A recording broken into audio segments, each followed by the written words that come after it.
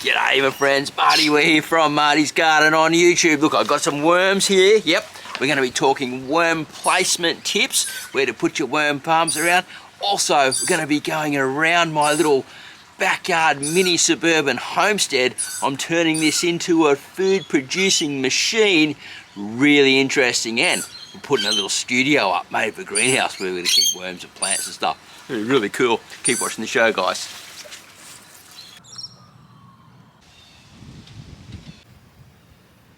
With the changing economy and my mission to grow more food sustainably, I have decided to bring the worm farm studio home. My dream and my plan is to build an edible space using worm farming and other sustainable practices. I have run a successful micro farm before, supplying food to the restaurants, but this time it's all about food production for me and my family. But before I start building the greenhouse studio, I need to find a really good spot for these worm farms. For now, they can just go up the side of the house, and I'll show you shortly where I'm going to put them. Before I can take the next steps, I've got to clean up this space so I can prepare the area for the greenhouse. The size? 3 meters by 3 meters square.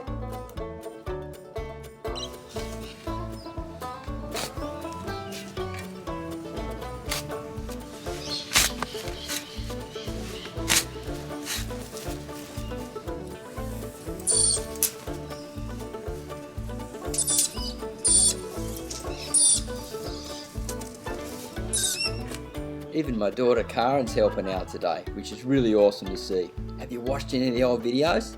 Man, she's growing up fast. She is helping me compost the grass. Well, we're actually going to put them into our big worm farms and they'll just chew that all down in time. So as I build up this worm farming space with the greenhouse and the edible garden, make everything self-sufficient as much as possible so I can keep saving money and show you guys how I'm doing it. It's going to take much longer than I thought, and I put these worm farms up the side here thinking, yeah, I'll have them in a day or so. It doesn't always happen like that, right? I've got a lot of things to do here on this build. So what I'm going to do is I'm going to take them round into a spot where they get a bit more morning sun, they're a bit more protected, they won't get so cold from the cold south breezes, and they'll be much more happier there while I build the setup. So having a good position for your worm farm in the season is super important, and it's autumn now, it's cooling down, so I want to have a nice morning sun position, at least a couple of hours to warm them up, and then they'll sort of slowly release their heat out through the week.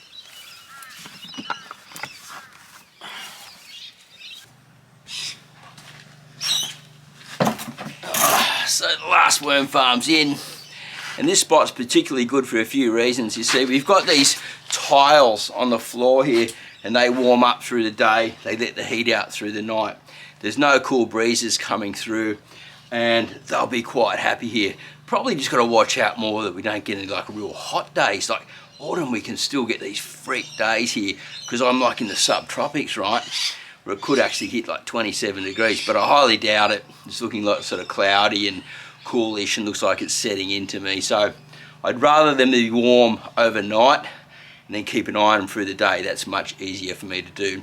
And as I build out the greenhouse, we'll decide where these ones are going to go, because this whole space is turning into one big edible garden studio. And man, I'm telling you, I have got a ton of work ahead of me. I thought, I've just let the garden go too far. That's just, to be honest.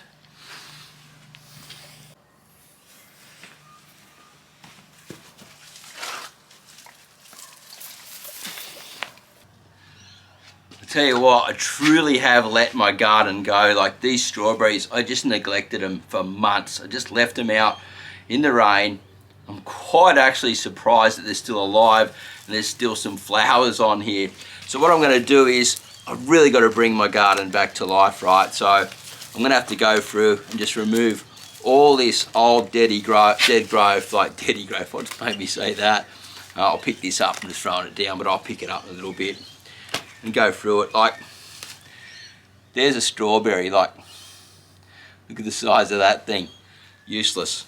So we want to get this back to really good health. So I'm going to trim it right back. Any dead leaves or things that I think just look absolutely terrible. I'm even going to take the flowers and any little fruits off it. I want it to fully reset and produce me a lot of fruit, because my daughter eats strawberries, Karen, she loves them.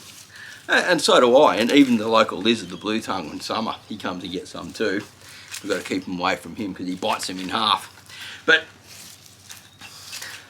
I think this is the way to go. I've just got to, like, one thing at a time, work on the garden. It's only a small space, get it right back to life. And these strawberries are a really good start.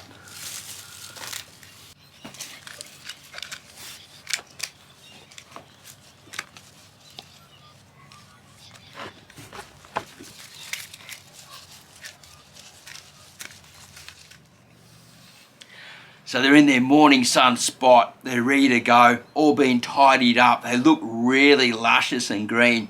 Within a few weeks, I'm gonna have strawberries again. I'm just gonna keep hitting them up with some liquid fertilizer to bring on that extra delicious fruit and really take care of them these times. I'm really sorry, guys. Thank you for surviving for me. I am on a comeback to produce and help you. Mwah. Love my plants.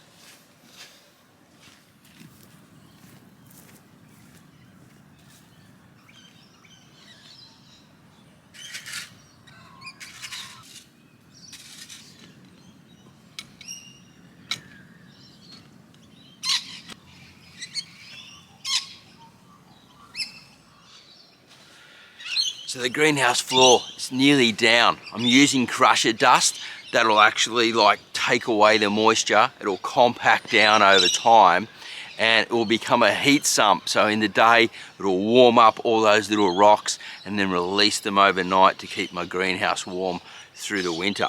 I'm building up the side here, also another space for garden beds. You know, I'm really a no-dig guy, but this was all my compost that I had here before, and I've got to level this all out, get all this soil together so I can actually fill my garden beds up and start building out. So all the worms are going to be in this, and the garden inside this greenhouse, and then edible garden right down through here. It's going to be super awesome.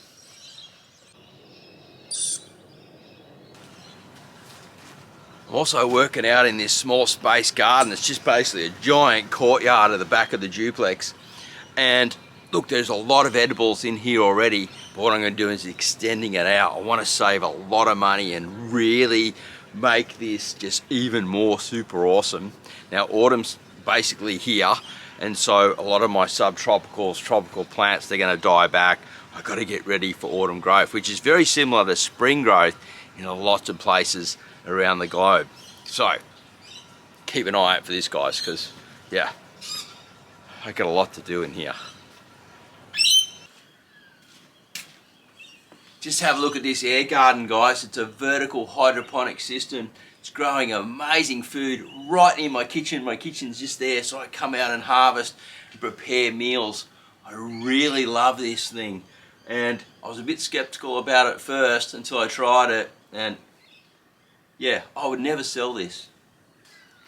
So at the moment, I've got growing in here, this is giant red mustard. It likes the cooler weather, so the colder it gets, the more red it gets, and this is for omelettes, basically, just in the little omelette stir fries and things. I've got rocket growing out here, I pick daily for my salad. I've got it growing all through here, and occasionally I put splats of microgreens and some different herbs and stuff growing in here. I really, really do. I know I said this before, but I love this machine. Another tip for the placement of your worm farms is don't have it too far away from your kitchen. That way every time you're making scraps and you're finishing cooking dinner, you come straight out, put in the trusty worm farm, feed them up, and you don't forget, and also you don't become lazy. You go, that's just a bit too far away. Alright, here comes another worm farming tip for you guys. This one's about volume, right? Now this is a maize worm farm. They're a bit smaller than the other tiered systems. There's a few small ones out on the market. And look, they don't hold their temperature as well. They cool down, heat up much quicker. So they're really sort of more designed to be in a spot where they don't fluctuate in temperature much, like in the house, under the sink, near the water heater, you know, on a really good spot on the veranda where it doesn't get any cold air or breezes, you know, things like that. So just keep that in mind. These guys, they can get stressed out, the worms, if the temperature fluctuates too much. More volume means less fluctuation. Hope you enjoyed the vlogs, guys. I'm really getting stuck in here, so a lot of content coming from here and down on the space where we've got the big worm farm area at Free Brothers. I'm still there, so things are really expanding out now and it's getting quite exciting. So stay tuned, stay stubbed, and I'll see you at the next video real soon. Bye for now.